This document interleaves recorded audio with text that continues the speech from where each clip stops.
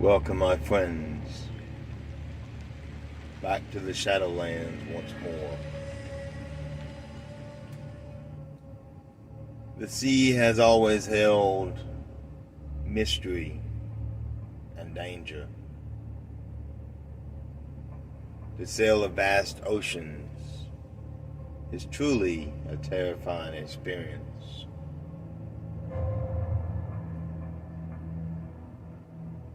Try to remember when there's only wooden ships.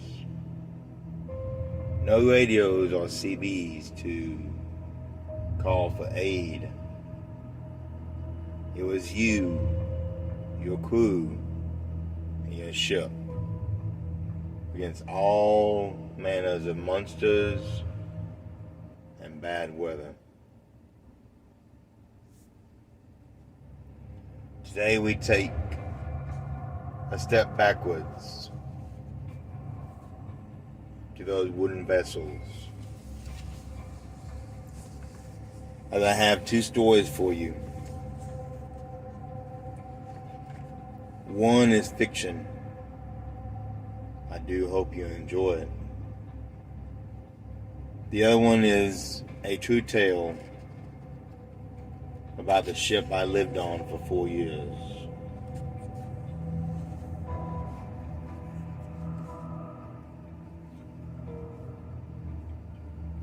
So get comfortable and enjoy. Our tale begins with Crew of the Dead. The ocean and sea always will be a hazardous world unto its own. Even the best sailors can be surprised by sudden changes in weather. Storms can rise without warning, as unpredictable as the gods who control them. Stories of the Kraken and other monsters from the deep has haunted our dreams since the beginning of time. Have no doubts, there are worse things out there than those beasts. Death has followed sailors since people began to float in canoes. The sea can be dangerous at best. After seeing so much death, you would think sailors would not fear it anymore. But you are greatly mistaken.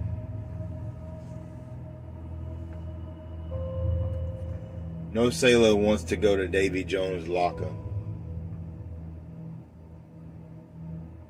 And of all the treacherous waters upon this great earth, none are worse and as unpredictable as the tip of Africa. The most southern part of Africa, known as the Cape of Good Hope. It does have a darker name, one that is more fitting.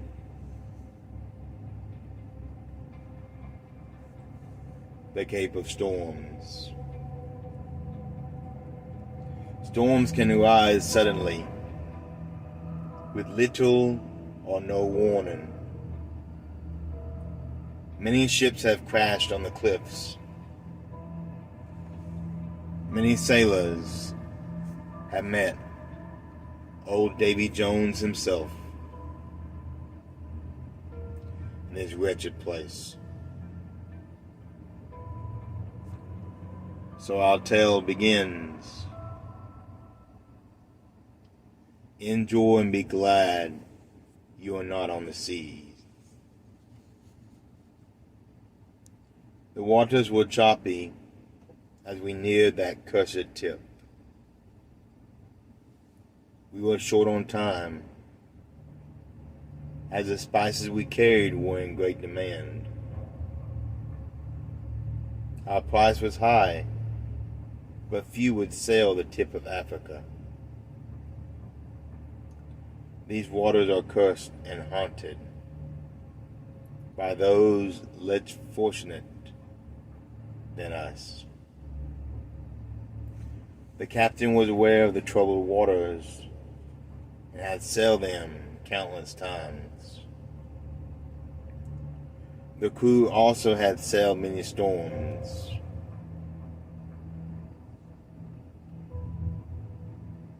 With salty sailors and those still getting their feet wet.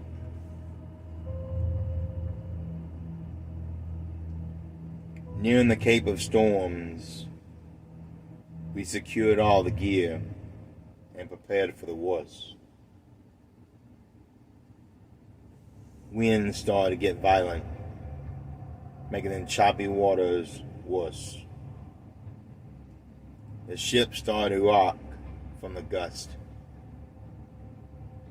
The storm rose from the very darkness of our fears. It almost felt supernatural as the storm tossed our vessel about. The lookout in the crow's nest shouted high above the winds. Another vessel comes our way. Through the wind and the rain, we saw lights on our starboard side. As the ship drew near, the wind began to settle. We became fearful, as it was a calm before the storm. Things were about to get a lot worse. The ship came beside us as we stared in disbelief. Its sails were old and ragged.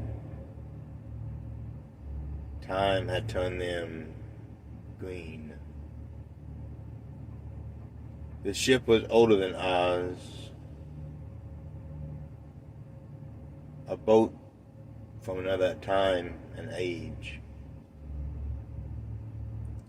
The hull and bulkheads were wooden, and that wood had decayed and rotten. Rusty cannons peered at us through open ports. The main mast was splintered and threatened to give way. The crew was the worst of all. They were skeletal, with parts of their flesh that had fallen away,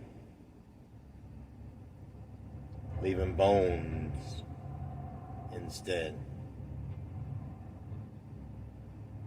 The captain was ghostly white, with two hollow eyes looking back upon us. The sight was frightful and macabre. We felt fear and sorrow for the doomed crew.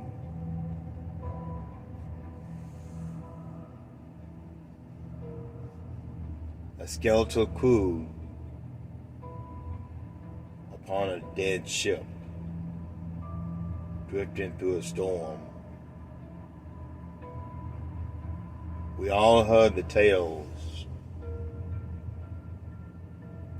of a stubborn captain that challenged fate itself,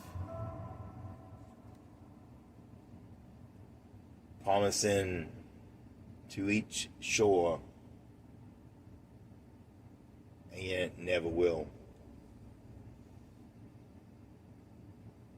As they passed us, my fears were concerned.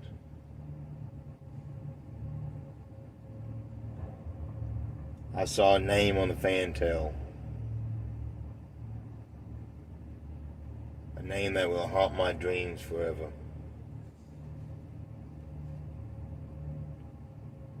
The paint was faded, but I could still make out the name.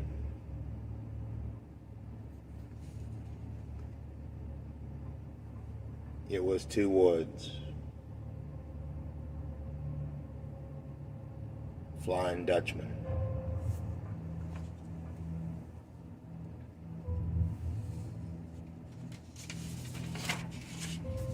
I hope you enjoyed that one.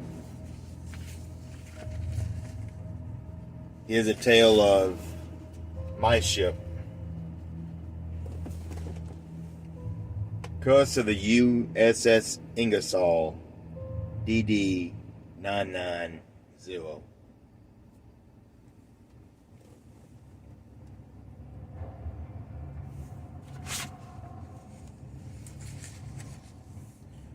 From 1992 to 1996, I was a sailor in the Navy in Pearl Harbor. This is the tale of my ship. Enjoy.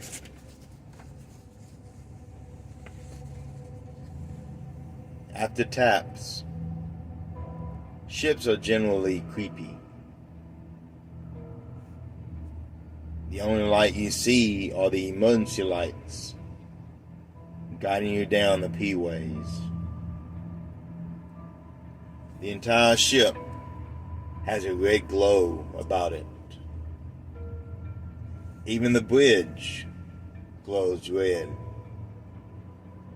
as red light does not show far away at night. The sound of the metal ship, with all its little creaks and moans, the feel of the ship swaying back and forth, and the silence throughout the decks. A creepy place indeed.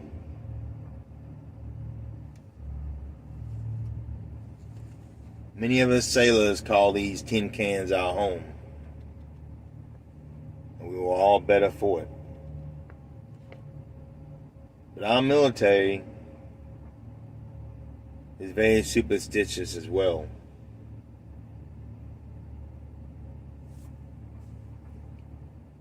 They have their little quirks.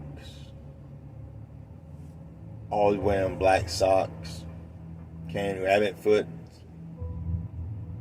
Maybe a momentum from your first command.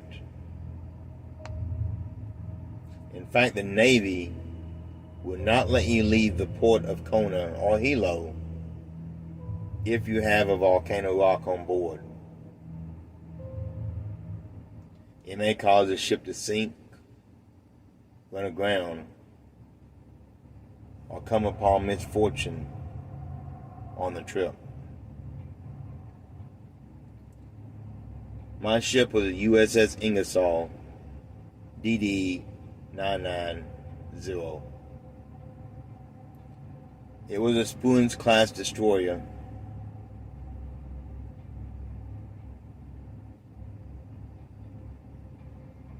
Roughly about the size of a small battleship. The ship was commissioned April 12, 1980. During that time in dry dock, a shipyard worker fell to his death. He was on the weather decks and fell into the concrete floor below. It may not seem that bad a fall, but you have to understand how high you are. This ship, my ship, had 5 compartments, 5 rooms, 5 floors in the hull. Not to mention, it was up high enough that a 6-foot man could walk underneath and touch the bottom of the ship. The weather decks were at top of the dry dock.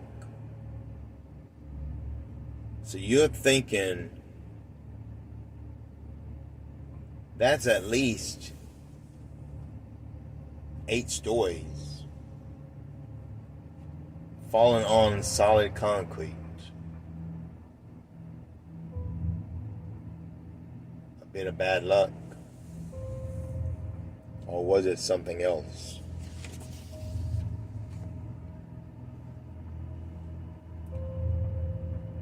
The ship also ran aground near the big island of Kona. That means in the vast ocean, my ship found just enough rock to get stuck.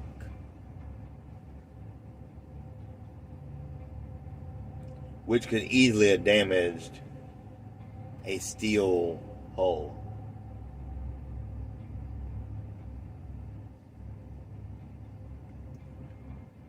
Probably the worst thing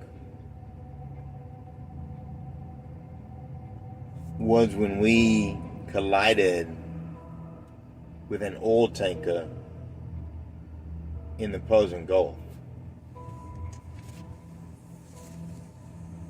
Our commanding officer and the executive officer had turned in at taps.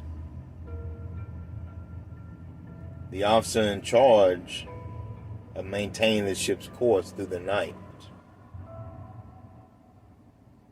would not veer the path from the other oil tanker.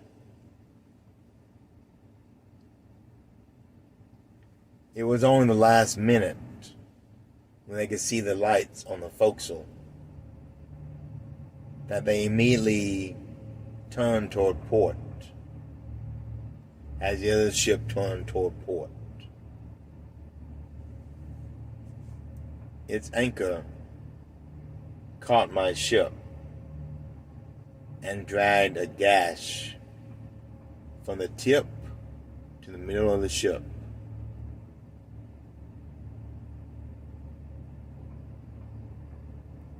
The worst thing was,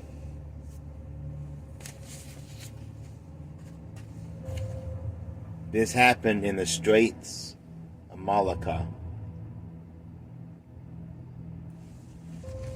If you're familiar with ghost ships and haunted tales of the seas, that is the same place the Orang Medan was found. It was an abandoned ship in the 1940s. Look up on Google, it's an interesting tale.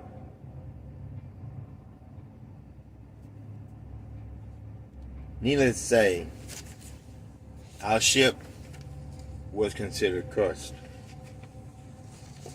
The entire base knew of my cursed ship. They wouldn't admit it, but they knew. However, we did break the curse.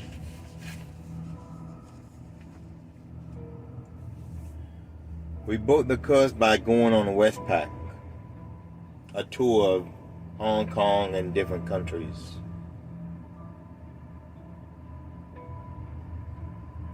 In a battle group of 5 ships, we were the only ones that did not break down.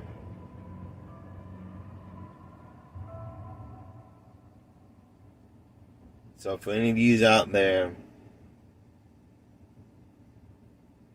that laugh at superstition, remember, Uncle Sam believes in curses and is very, very superstitious too.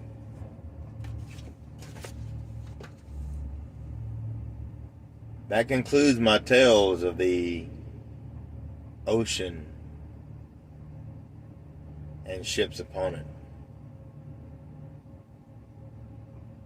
If you want, I can do a story about the Ruang Medan